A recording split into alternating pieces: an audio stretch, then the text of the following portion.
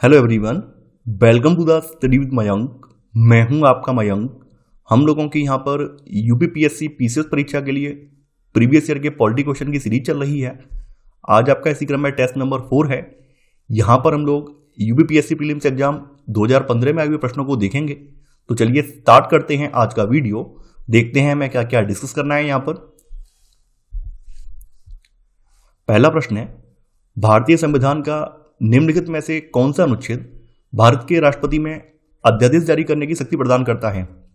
अनुच्छेद 74, अनुच्छेद 78, अनुच्छेद 123, अनुच्छेद 124(2)। देखिए, भारतीय संविधान का अनुच्छेद 123 भारत के राष्ट्रपति को अध्यादेश जारी करने की शक्ति प्रदान करता है। तो यहां पर आपका सही आंसर है सी वाला। दूसरा प्रश्न है, सूची 1 को आपको सूची 2 से सम्मिलित करना है। सूची 1 में प्रावधान दिए गए हैं, सूची 2 में संविधान के अंतर्गत अनुच्छेद संख्या दी गई है। विधि के सम्मुख समानता। देखिए, विधि के सम्मुख समानता का जो अधिकार है, इस संविधान के अनुच्छेद 14 में वर्णित है। तो इसका हो जाएगा तीसरा वाला, यानी अनुच्छेद 14। कार्य करने का अधिकार। देखिए, कार्य करने का अधिकार जो है संविधान के अनुच्छेद 41 में वर्णित है। तो ये आपका हो जाएगा चौथा वाला। कार्य करने के लिए सही और मानवीय स्थितियां, ये आपके संविधान के अनुच्छेद 42 में वर्णित है। तो इसका हो जाएगा पहला वाला। बच्चों के लिए मुफ्त तथा अनिवार्य शिक्षा, इसके बारे में उपबंध अनुच्छेद 45 में है। इसका हो जाएगा दूसरा वाला। तो आपका सही आंसर होगा 3, 4, 1, 2, यानी आंसर होगा यहां पर आपका बी वाला। तीसरा प्रश्न है, राज्य वित्त आयोग के संबंध में निम्नलिखित कथनों में से कौन सा सही है? यह एक अनौपचारिक संस्था है, यह एक संवैधानिक संस्था है, यह एक प्रशासनिक संस्था है, उपरोक्त में से कोई नहीं। देखिए, जैसा कि आप लोग जानते हैं, 73 में संविधान संशोधन अधिनियम 1992 के जरिए संविधान में पंचायती राज व्यवस्था के प्रावधानों को शामिल किया गया है। तो इसके तहत जो है संविधान में अनुच्छेद 243 को शामिल किया गया और 243 में कहा गया कि 73वां संविधान संशोधन अधिनियम लागू होने के 1 वर्ष के अंदर और उसके बाद यानी प्रत्येक 5 वर्ष पर एक वित्त आयोग की स्थापना की जाएगी। तो ये बात जो है अनुच्छेद 243 में वर्णित है। तो आपका यहां पर सही आंसर होगा बी वाला, यानी कि राज्य वित्त आयोग की स्थापना अनुच्छेद 243 के तहत की गई है, जो कि एक संवैधानिक संस्था है। चौथा प्रश्न है, निम्नलिखित में से कौन प्रथम जनजातीय लोकसभा अध्यक्ष थे? जीबी मावलंकर, जीएमसी बाल योगी, मनोहर जोशी, पीए संगमा।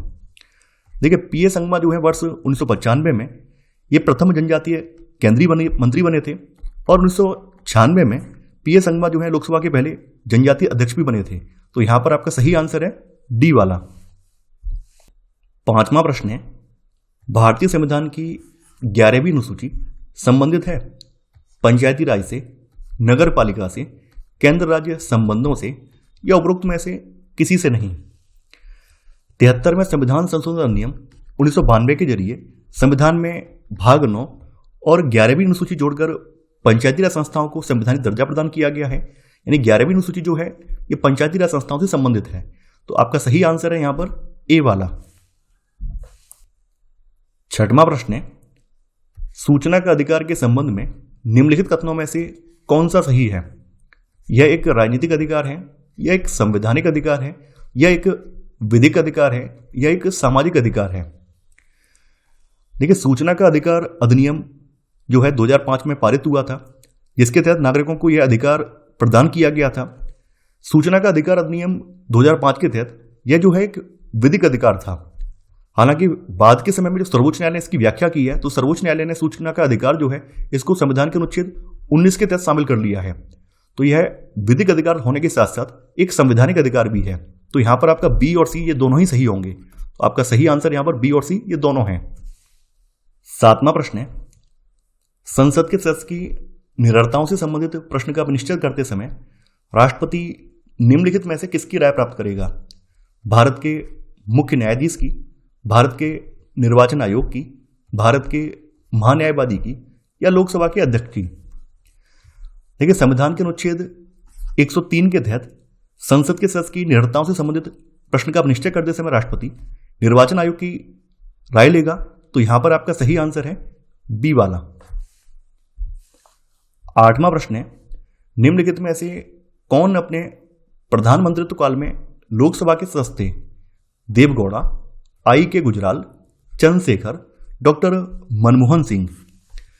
देखिए एच.डी. देवगौड़ा, आई.के. गुजराल और डॉक्टर मनमोहन सिंह जो हैं ये अपने प्रधानमंत्री काल में लोकसभा के सदस्य नहीं थे, जबकि चंद्रशेखर जो हैं ये 1990 से लेकर जून 1991 के बीच भारत के प्रधानमंत्री रहे थे और इस दौरान ये बलिया लोकसभा निर्वाचन क्षेत्र से सांसद भी थे। तो यहां पर आपका सही आंसर है सी वाला। 9वां प्रश्न है, भारतीय संविधान का अनुच्छेद 40 राज्य को सार्थक कदमों हेतु परामर्श देता है। समान सिविल संहिता के संबंध में, ग्राम पंचायतों के संगठन के संबंध में, नगर पालिकाओं के संगठन के संबंध में, कर्मकारों के लिए निर्वाह योग्य मजदूरी के संबंध में। भारतीय संविधान का अनुच्छेद 40 सरकार को ग्राम पंचायतों को संगठित करने के लिए निर्देशित करता है। तो यहां पर आपका सही आंसर होगा बी वाला। 10वां प्रश्न है, निम्नलिखित में से कौन पंचायतों की वित्तीय स्थिति का पुनर्वलोकन करने के लिए वित्त आयोग का गठन करता है? संबंधित राज्य का मुख्यमंत्री, संबंधित राज्य का वित्त मंत्री, संबंधित राज्य का राज्यपाल या संबंधित राज्य का पंचायती राज मंत्री? भारतीय संविधान के अनुच्छेद 243 आई के तहत राज्य का राज्यपाल जो है यह प्रत्येक 5 वर्ष की समाप्ति पर वित्त आयोग का गठन करेगा जो पंचायतों की वित्तीय स्थिति का पुनर्वलोकन करेगा। तो यहां पर आपका सही आंसर होगा यहां पर सी वाला। 11वां प्रश्न है, किसी राज्य में राज्यपाल की नियुक्ति संविधान के अनुच्छेद 153 के तहत होती है, 154 के तहत होती है, 155 के तहत होती है या 156 के तहत होती है? भारतीय संविधान के अनुच्छेद 155 के अनुसार राज्य के राज्यपाल की नियुक्ति भारत के राष्ट्रपति के द्वारा की जाती है और संविधान के अनुच्छेद 156(1) के अनुसार राज्यपाल जो है राष्ट्रपति के प्रसाद पर्यंत अपना पद धारण करता है। तो आपका सही आंसर होगा यहां पर सी वाला। 12वां प्रश्न है, यहां पर कथन में बोला गया है कि अनुच्छेद 368 के अंतर्गत संसद संविधान के किसी भी भाग में संशोधन कर सकती है। कारण, संसद भारत की जनता द्वारा निर्वाचित उच्चतम विधायी संस्था है। आपको यहां पर कूट का प्रयोग करते हुए सही उत्तर का चयन करना है। देखिए यहां पर कथन बिल्कुल सही है कि अनुच्छेद 368 के अंतर्गत संसद संविधान के किसी भी भाग में संशोधन कर सकती है। कारण क्या है? क्योंकि संसद जो है भारत की जनता के द्वारा निर्वाचित उच्चतम विधायी संस्था है, इसी वजह से उसके पास ये अधिकार है। तो यहां पर कथन और कारण दोनों ही सही हैं। तो आपका सही आंसर होगा ए वाला, यानी ए और आर दोनों सही हैं और आर ए की सही व्याख्या है। 13वां प्रश्न है, निम्नलिखित में से कौन भारत में संघ राज्य संबंध से संबंधित नहीं है? सरकारी आयोग, राजभंडार समिति, इंद्रजीत गुप्ता समिति, पुंछी आयोग। देखिए सरकारी आयोग, राजभंडार समिति और पुंछी आयोग, इन तीनों का संबंध जो है केंद्र राज्य संबंधों से है, जबकि इंद्रजीत गुप्ता समिति का गठन जो है ये 1998 में चुनाव सुधार और जनप्रतिनिधित्व कानून 1951 में संशोधन करने के लिए इसका गठन किया गया था। तो आपका सही आंसर है यहां पर सी वाला। 14वां प्रश्न है, भारत के संविधान में उद्देशिका का विचार लिया गया है? इटली के संविधान से, कनाडा के संविधान से, फ्रांस के संविधान से, यूएसए के संविधान से? देखिए भारत के संविधान में उद्देशिका या फिर प्रस्तावना का जो विचार है ये यूएसए के संविधान से लिया गया है। तो आपका सही आंसर है डी वाला। 15वां प्रश्न है, निम्नलिखित में से किन अनुच्छेदों को राष्ट्रीय आपातकाल के दौरान निलंबित नहीं किया जा सकता है? अनुच्छेद 14 और 15, अनुच्छेद 19 और 20, अनुच्छेद 21 और 22, अनुच्छेद 20 और 21। देखिए भारतीय संविधान के अनुच्छेद 359 के अनुसार राष्ट्रीय आपातकाल के दौरान अनुच्छेद 20 और 21 को निलंबित नहीं किया जा सकता है। तो यहां पर आपका सही आंसर है डी वाला। 16वां प्रश्न है, निम्नलिखित में से किसको अपने कर्तव्यों के पालन में भारत के राज्य क्षेत्र में सभी न्यायालयों में सुनवाई का अधिकार होगा? महाधिवक्ता को, महान्यायवादी को, अतिरिक्त महाधिवक्ता को, उपरोक्त में से कोई नहीं? देखिए भारत के महान्यायवादी को अपने कर्तव्यों के पालन में भारत के राज्य क्षेत्र में सभी न्यायालयों में सुनवाई का अधिकार होगा। तो आपका सही आंसर है यहां पर बी वाला। और भारत के न्यायवादी के, महान्यायवादी के बारे में प्रावधान जो है संविधान के अनुच्छेद 76 में वर्णित किया गया है। 17वां प्रश्न है, यहां पर कथन दिया गया है कि भारत का संविधान सबसे अधिक लंबा हो गया है। कारण, मौलिक अधिकारों का अध्याय अमेरिकन संविधान के मॉडल से लिया गया है। आपको यहां पर कूट का प्रयोग करते हुए सही उत्तर का चयन करना है। देखिए यहां पर कथन बिल्कुल सही है कि भारत का संविधान सबसे अधिक लंबा संविधान है। हमारे संविधान में 395 अनुच्छेद, 12 अनुसूचियां और 22 भाग हैं। तो यहां पर कथन बिल्कुल सही है, लेकिन यहां पर जो कारण है, कारण सही नहीं है। यहां पर देखिए, ये बात बिल्कुल सही है कि मौलिक अधिकारों का जो अध्याय है ये अमेरिकन संविधान से लिया गया है। हालांकि मौलिक अधिकारों के होने की वजह से संविधान लंबा नहीं हुआ है, इसके अन्य कई सारे कारण हैं। तो यहां पर कथन अपनी जगह सही है, कारण भी अपनी जगह पर सही है, लेकिन कारण जो है वो कथन की सही व्याख्या नहीं कर रहा है। तो आंसर होगा यहां पर बी वाला, यानी ए और आर दोनों अपनी अपनी जगह सही है, लेकिन आर जो है एक ही सही व्याख्या नहीं है। 18वां प्रश्न है, भारत में नागरिकता की निम्नलिखित विशेषताओं में से कौन सी सही है?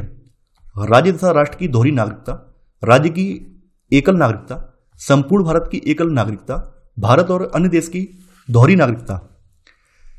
देखिए, भारत के संविधान में संपूर्ण भारत के लिए एकल नागरिकता का प्रावधान है, तो यहां पर आपका सही आंसर है सी वाला।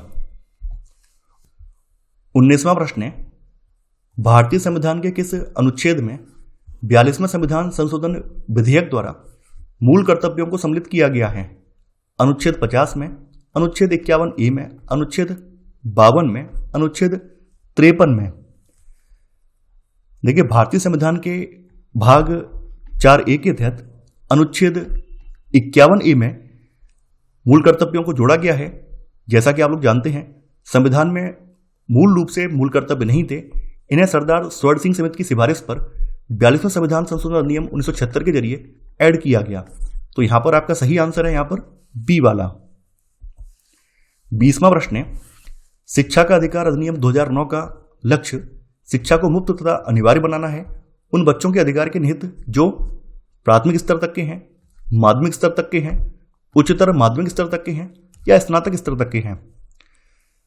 देखिए, शिक्षा का अधिकार अधिनियम 2009 का लक्ष्य प्राथमिक स्तर तक के बच्चों को मुफ्त तथा अनिवार्य शिक्षा प्रदान करना है। तो यहां पर आपका सही आंसर है ए वाला। तो ये था हमारा आज का वीडियो। आई होप आपको आज का वीडियो पसंद आया होगा। आप लोग इस वीडियो को लाइक और शेयर करना बिल्कुल मत भूलिए। तो चलिए, आज की बस इतना ही। Thanks for watching. जय हिंद।